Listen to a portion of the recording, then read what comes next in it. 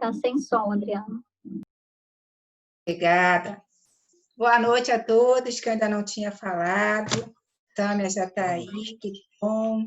Roberto, sejam todos bem-vindos ao nosso estudo. A gente vai começar com o Ideal Espírita, vai fazer a leitura é a Sâmia. Só um minutinho.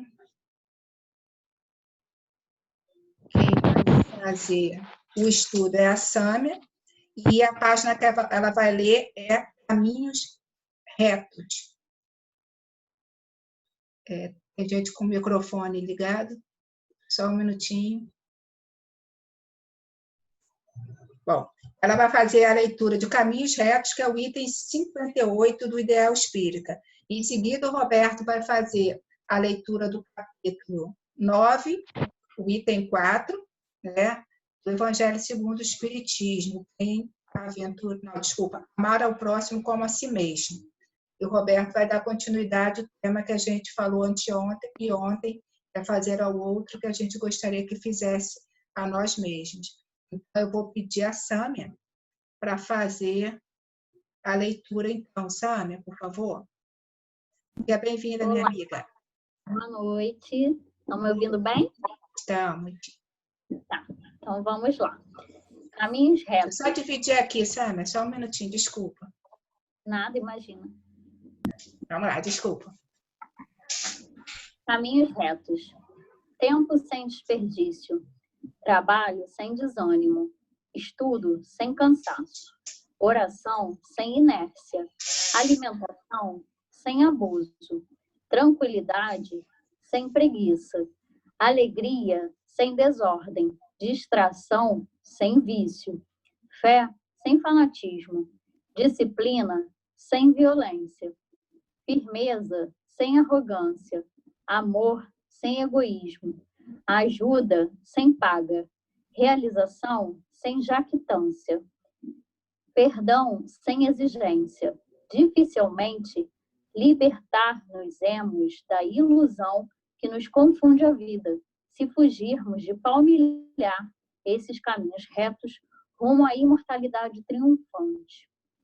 Jactância, eu pesquisei, seria vaidade, orgulho, tá? Essa página, né, esse texto de André Luiz, ele é muito rico, né? Dá vontade de imprimir, deixar colado assim no espelho todos os dias para ler, porque ele me trouxe como uma mensagem, uma palavra subentendida, que é o equilíbrio, né? É o equilíbrio que a gente precisa. Então, eu vou trazer um pouquinho, vou quebrar um protocolo, falar um pouquinho em tom pessoal, mas é que eu não consegui fazer o estudo de forma diferente. Desde criança que eu escuto muito, né, essa palavra equilíbrio. Eu lembro bem, eu tinha uns 8 anos quando eu ouvi a primeira vez. Só que naquela época, para mim, equilíbrio era não cair da bicicleta, né? Era aquela dificuldade que eu encontrava em andar de patins.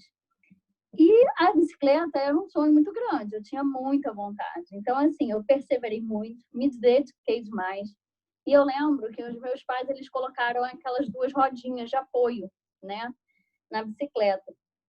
E aí, de início, né, você vai com as 2 rodinhas mesmo. Depois, eu consegui tirar uma.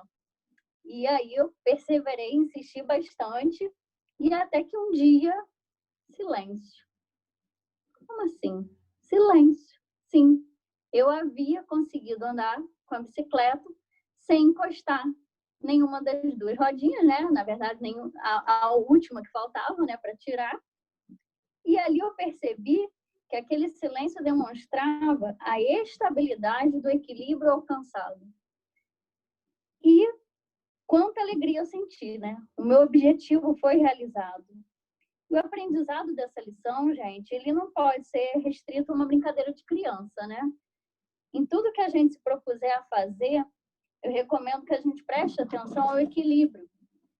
Talvez a gente precise olhar com mais atenção os nossos verdadeiros objetivos de vida e perseverar, não se dedicando tanto às distrações. E quando sentir que está desequilibrando, Não deixa o barco da sua vida virar. Não deixa a deriva sendo lançado de uma onda para outra. Você ficará cansado e não conseguirá obter o controle emocional que precisa para atravessar. Então, respire fundo, reúna dentro de si o silêncio, a tranquilidade e a fé viva dentro da sua mente e do seu coração. Siga adiante com mais confiança, harmonia e disciplina.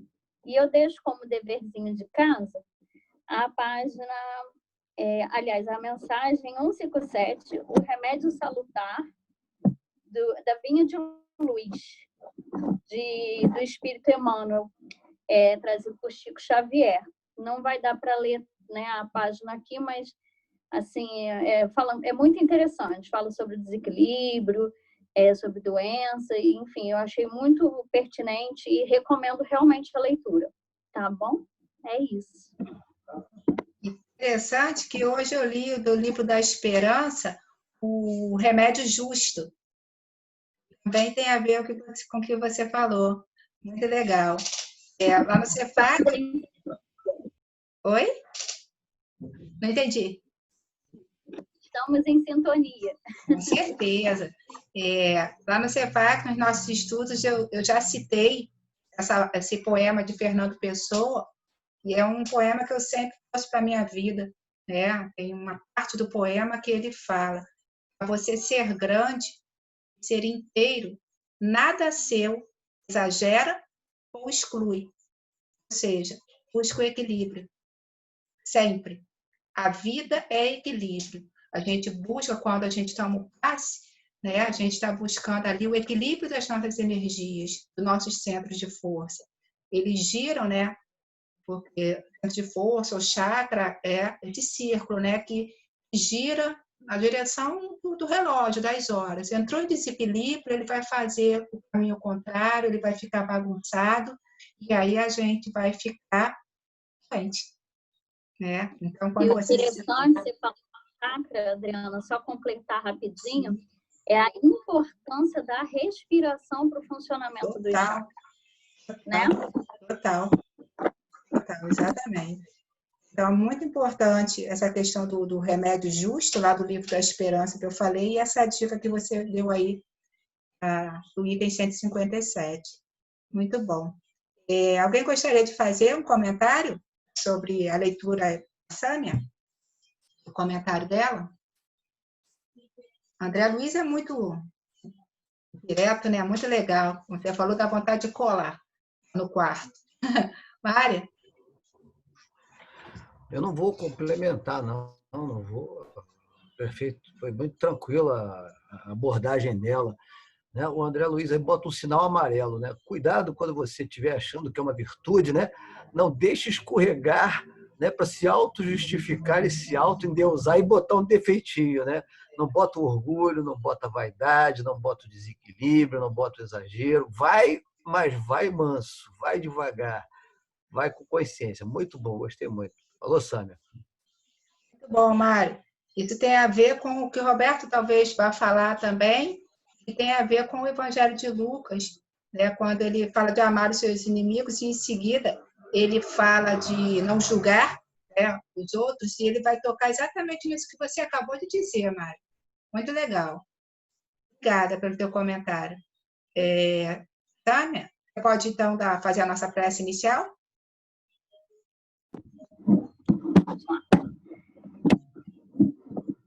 Pai amado, querido, muito obrigado por nos reunir mais uma vez essa noite, nesse encontro tão salutar para as nossas almas, tão rico em aprendizado, e que a gente possa, através dessa tecnologia, mesmo que cada um em seu lar, sentir as suas bênçãos caindo em nossos lares, em nossos corações, para que estejamos em sintonia, em harmonia espiritual, para compreendermos cada vez mais a Tua palavra, Pai. E até os que não puderam que assim seja, graças a Deus. Que nosso estudo, nossos pensamentos cheguem até os nossos amigos que não puderam vir hoje. É aí, Sami, obrigada. Roberto? Vamos lá? Oi, tá aqui, eu não tinha ligado. Boa noite, pessoal. Tudo bem? Boa noite. Nós vamos hoje dar continuidade, né, ao assunto amar o próximo como a si mesmo, o item 4. Eu estou lendo aqui a tradução do Herculano Pires, que às vezes as palavras não são exatamente as mesmas de outras traduções, mas o sentido é o mesmo, evidentemente, né? Foram os ensinamentos de Jesus. Amar ao próximo como a si mesmo, fazer aos outros como quereríamos que nos fizessem. Eis a expressão mais completa da caridade, porque ela resume todos os deveres para com o próximo. Não se pode ter, neste caso, guia mais seguro do que tomando como medida do que se deve fazer aos outros o que se deseja para si mesmo.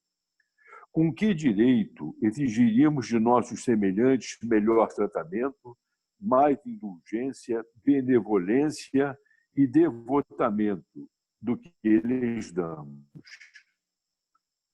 A prática destas máximas leva à destruição do egoísmo. Quando os homens a tomarem como normas de conduta, compreenderão a verdadeira fraternidade e farão reinar a paz e a justiça entre eles. Não haverá mais ódios nem dissensões, mas união, concórdia e muita benevolência.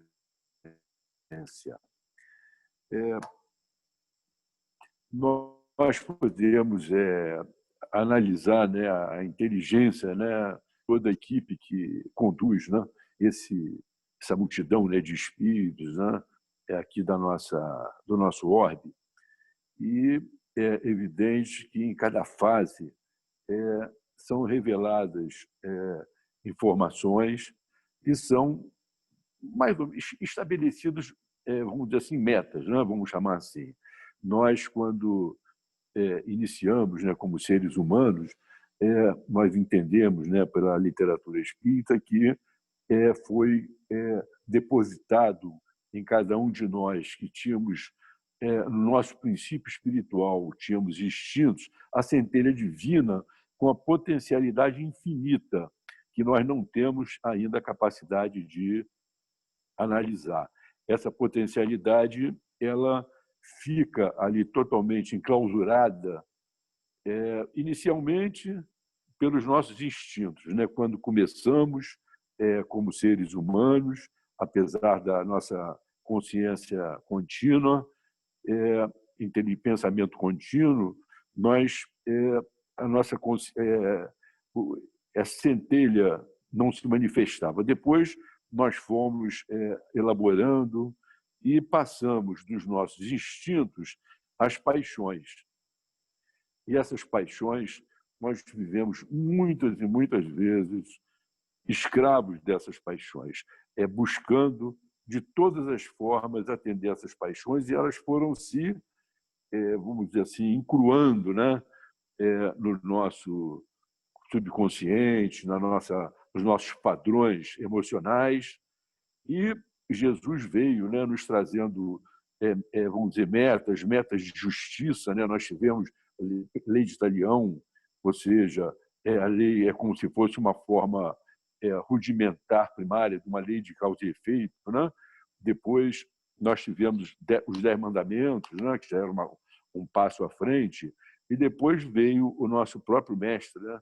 Aqui, o nosso diretor, nosso governador espiritual, que com muito amor veio aqui na Terra, né, num sacrifício imenso, nos trazer novos ensinamentos. E ele trouxe assim uma gama imensa de ensinamentos que nós acho que temos dificuldade de compreender. Eu acho que depois da doutrina espírita nós conseguimos compreender grande parte deles, né? Por exemplo, amar ao próximo, vamos dizer assim, as bem-aventuranças. Né? As bem-aventuranças eram coisas que pareciam ser totalmente irracionais, né? Bem-aventurados aflitos, bem-aventurados que sofrem, né? Bem-aventurados mansos, né? Com tanta gente agressiva. E ele nos deu, no meu entendimento, até onde chegamos hoje, essa meta maior, que é exatamente esse ponto onde nós estamos conversando hoje, que é amar ao próximo como a si mesmo. E depois ele fala uma coisa que antecede isso, que é fazer ao próximo aquilo que gostaríamos que fosse feito a nós. Os parâmetros que Jesus nos traz são maravilhosos, né? Nós precisamos refletir. Nesse meio do caminho, ele fala da necessidade do perdão, da necessidade de não julgarmos, porque todos nós somos falíveis, mesmo que a gente não tenha consciência das nossas faltas, todos nós somos devedores, né, perante as leis de Deus, porque o nosso egoísmo não nos possibilita entender tantas vezes os erros que nós estamos cometendo. Nós temos também, pelo mundo todo, não só no cristianismo, né, nós temos também outras seitas orientais reencarnacionistas, onde nós temos aquele sistema de castas, né? O sujeito sabe que ele reencarna, sabe que ele é espírito imortal, mas ele acha que cada um tem a sua casta. E isso tudo é uma origem do egoísmo, né? Eu já vi pessoas que falam assim: não, se eu tenho uma situação boa hoje e tanta gente sofrendo, é porque eu mereço, porque senão eu estaria morando na favela, não estaria morando onde eu moro. Então, é uma situação extremamente ainda primitiva a forma como nós raciocinamos. Há poucos encarnações atrás, aqui no Brasil, o pessoal vinha trazendo escravos da África no navio. Se aparecia um navio inglês para fiscalizar, o pessoal jogava todo mundo no mar acorrentado, matava todo mundo ali afogado. Isso não é tanto tempo atrás assim. Nessa mesma época, os próprios religiosos entendiam que os índios, muitas vezes, não tinham alma, que eles podiam sofrer como seres inferiores, escravos. E a nossa meta hoje é exatamente essa, né? Amar ao próximo como a si mesmo e fazer ao próximo aquilo que gostaríamos que fosse feito a nós. Na Gênese, tem um determinado trecho em que o Kardec coloca, né, que nós ainda somos semicivilizados.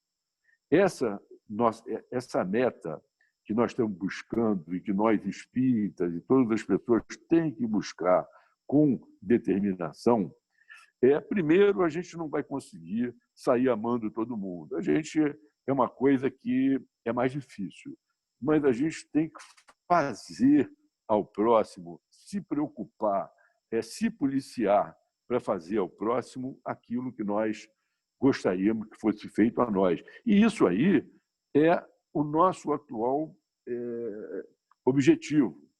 É o objetivo nosso que estamos prestes a entrar na era da regeneração. Eu achei interessante, né, porque teve uma... Eu já falei aqui uma vez sobre uma palestra do professor Cícero Pereira, trabalhador de Eurípides Barçanufo no plano espiritual, dizendo que nós ainda não éramos civilizados. Nós estamos a caminho da civilização. E a mesma coisa é dito na Gênese. Nós somos semicivilizados. E, para sermos civilizados, nós temos que ter essa determinação de fazer ao próximo somente aquilo que gostaríamos que fosse feito a nós. E isso aí é uma coisa assim tão genial, porque veja o seguinte: isso aí, vamos dizer, a gente não precisaria ter mais de polícia, não precisaria ter mais nenhum tipo de fiscalização, a gente não precisaria ter nenhum tipo de policiamento com relação aos outros. E isso requer também uma reflexão, porque, mesmo entre nós espíritas, nós perguntarmos para nós mesmos o que nós efetivamente queremos o que nós efetivamente buscamos. Nós fazemos aqui as nossas reuniões, nós refletimos, lemos, estudando, mas o que nós efetivamente buscamos?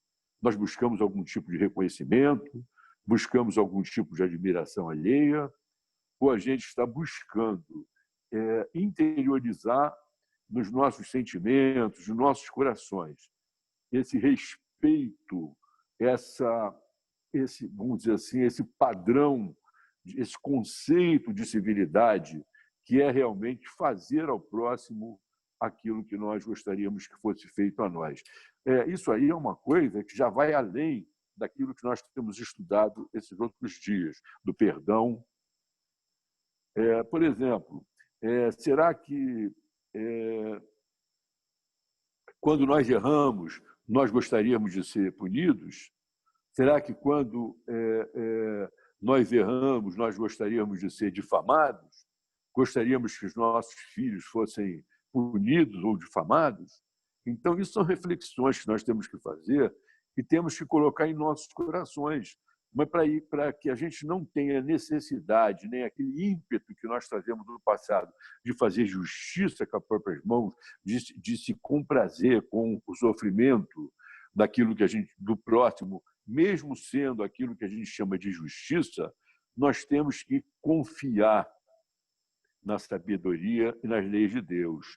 E se nós praticarmos esses preceitos, até a hora em que nós vamos nos tornando civilizados, que é a hora que nós não precisarmos mais de nos policiarmos para fazer isso.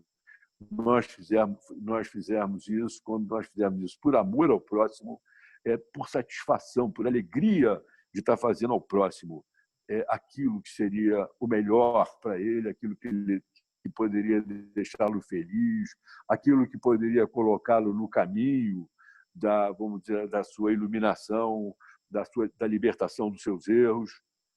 Nessa hora, nós estamos atingindo essa meta. É evidente que, depois de atingirmos essa meta, outras metas que ainda não compreendemos vão ser colocadas para nós pela equipe de Jesus. Na hora que a nossa luz interior deixar de ser tão prejudicada, deixar de ser tão escondida por esses sentimentos que ainda nós temos todos de vaidade, de egoísmo, de segurança, nesse momento as nossas potencialidades vão aumentar tremendamente e teremos condições de compreender, de receber, vamos dizer assim, informações que vão nos mostrar metas mais elevadas. Então, no momento, nós espíritas temos que ter esse sentimento de, mesmo que intelectualmente, mesmo que raciocinando, porque nós não temos coração ainda, de certa forma, para isso, vamos procurar pesar, medir o que nós gostaríamos que fosse feito para nós em cada momento, para fazermos com o nosso próximo. Os ensinamentos de Jesus são assim, uma coisa assim, quanto mais refletimos, mais nos maravilhamos, né? Por exemplo, quando Jesus fala, né, de uma forma tão simples, né? Você conhece as árvores boas pelos bons frutos que ela dê. Acabou. Isso aí é suficiente para a gente analisar qualquer coisa na vida aqui na Terra, se é conveniente, se não é conveniente, porque a gente analisa pelos frutos. E esse ensinamento maior para o estágio intelectual em que nos encontramos, eu acho que é aquele que nós temos agora, tem que ter um foco muito grande, porque nós precisamos nos tornar civilizados para dar um passo adiante. Eu vou parar por aqui para a gente poder ouvir outras opiniões aí, por favor. Tá bem, obrigada, Roberto. O Fernando já está com a mãozinha levantada desde o início. Vamos lá, Fernando. Quanto mais o Roberto falasse, mais eu queria acrescentar alguma coisa. Do final para o começo, a Jane é quem fala muito bem, né? Que a árvore que dá fruta é que leva pedrada, né? Porque aí o pessoal quer os frutos da árvore, né? E relembrando um pouquinho de ontem, né, da minha interpretação do Senhor, Roberto, quando você for conversar com seus credores, é só soltar essa lábia toda, cara. Já leva tudo que você quiser, adiamento e tudo mais. Agora, sem brincadeira, gente, uma coisa que eu acho que o Roberto citou muito importante, que a gente passa meio batido às vezes, o sacrifício de Jesus. No livro A Caminho da Luz, e também no Evolução em Dois Mundos, tanto Emmanuel quanto André Luiz falam que Jesus, desde o começo da Terra, teve que, com a mente dele, armazenar todos os conhecimentos matemáticos e lidar com todas as consequências energéticas para poder aglutinar o nosso planeta, que agora está chegando no máximo de materialidade. E depois de coordenar todas essas etapas que o Roberto citou, da educação humana, do olho por olho, dente por dente, dos 10 mandamentos e de Jesus, também chega Kardec explicando por que Jesus falou o que falou. Então, para nós espíritas, o porquê que está sempre à luz da reencarnação e nos mostrando como, às vezes, é inútil a gente se debater, como o Roberto falou tão bem, em muitas rebeldias, em muitas colocações, às vezes agressivas, porque Jesus fez o maior sacrifício, que não foi morrer na cruz. A morte dele seria inevitável, porque ele estava gastando muitos fluidos mediúnicos. A morte na cruz simboliza a renúncia ao ego.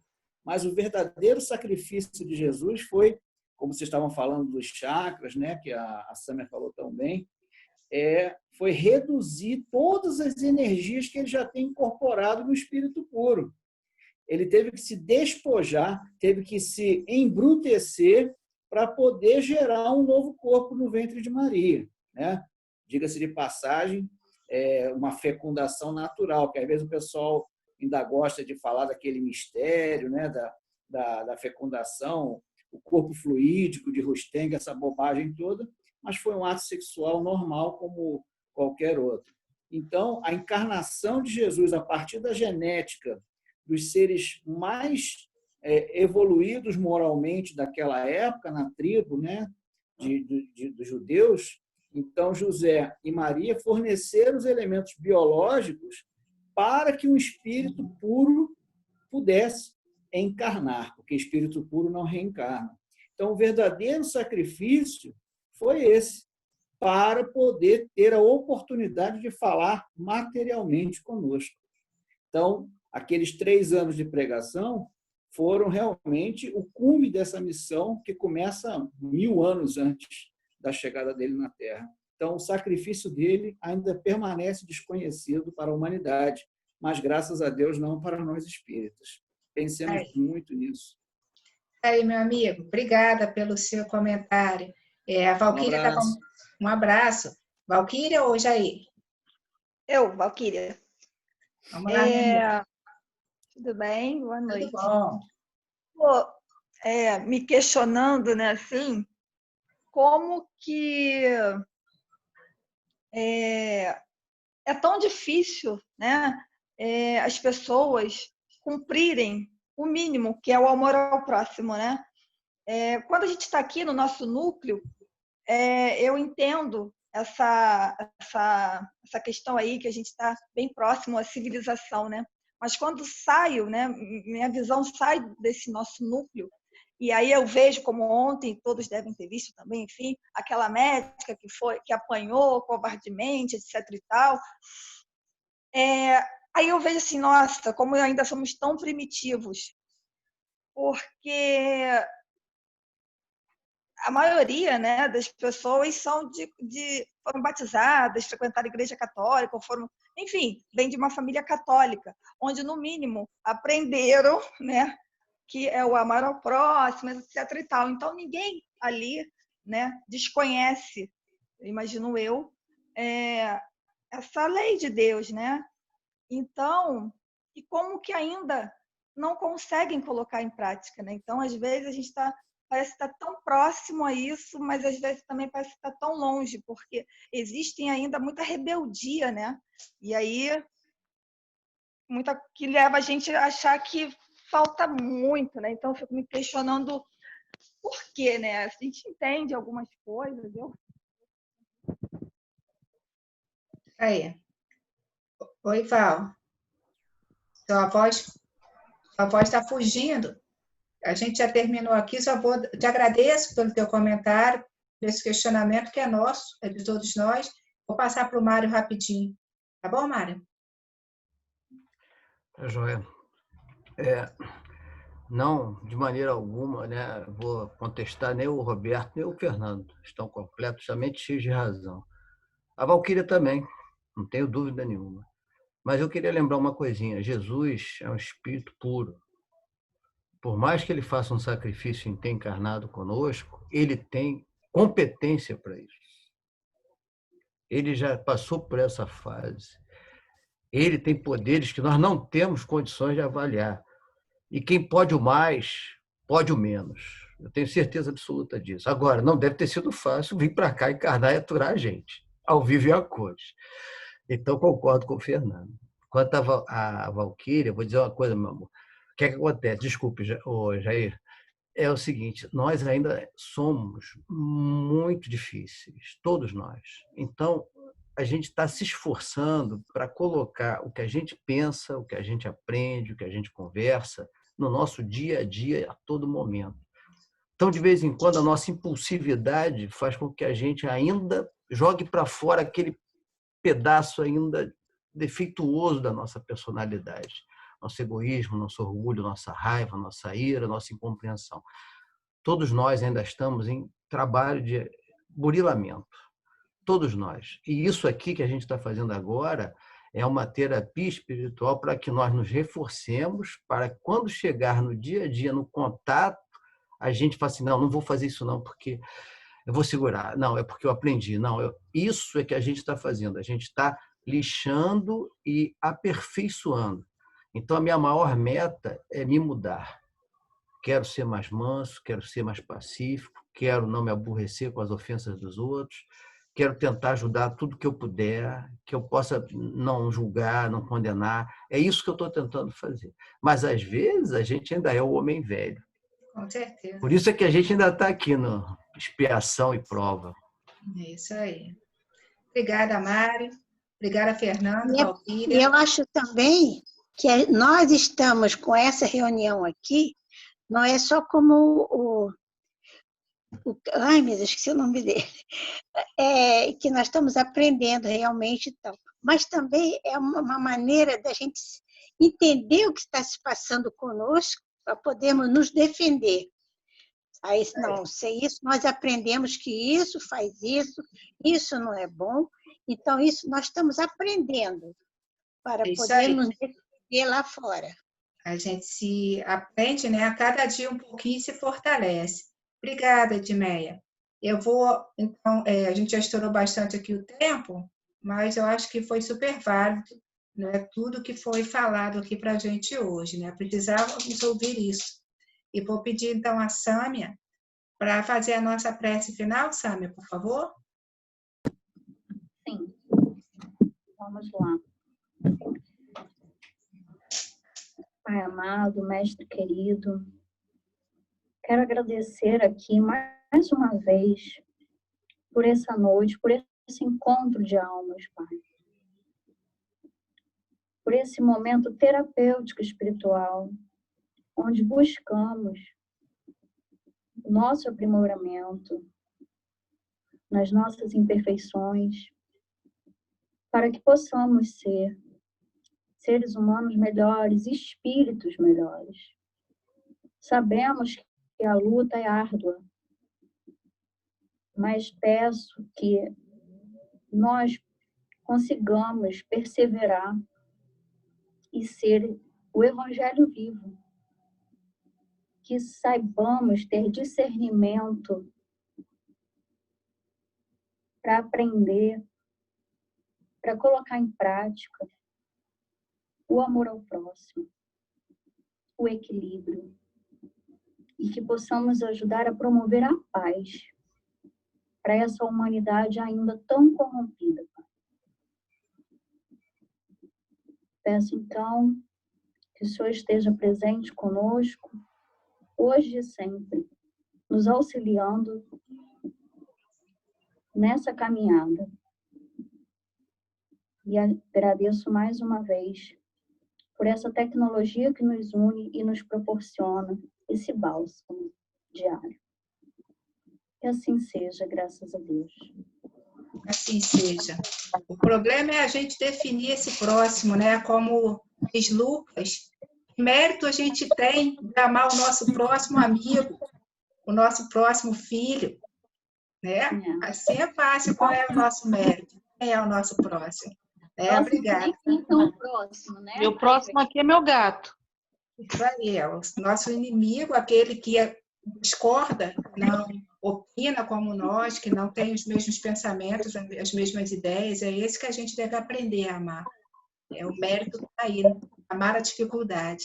Obrigada, Sâmia, obrigada, Mário, Fernando, Roberto, Paulo, todos que participaram do nosso estudo. Aqui colocando todo mundo na tela para a gente dar tchau. Boa noite. Boa noite. Boa noite a todos. Boa noite, pessoal. Obrigada. Adriana, Boa noite, pessoal. Quem define quem é o nosso próximo é a Jane, que faz a escala da... Boa. Essa foi boa. Espirituosa. Essa foi ótima. Essa foi boa mesmo. Tem que perguntar para a Jane quem é o próximo. Essa foi ótima. Muito boa. Meus discípulos iam ser conhecidos por muitos se amarem. Pelo menos aqui nessa janelinha a gente está se amando bastante. Próximo é a gente pelo menos já dá umas risadas, né? A gente também está bem próximo aqui na tela. Para a Adriana no computador, ela vê todas as telas. A gente também está próximo, né? Isso aí, pertinho de vocês. Obrigada. Falou, boa noite a todos aí. Pessoal, Tchau, até mais. Sônia. Pessoal, até amanhã. Boa noite.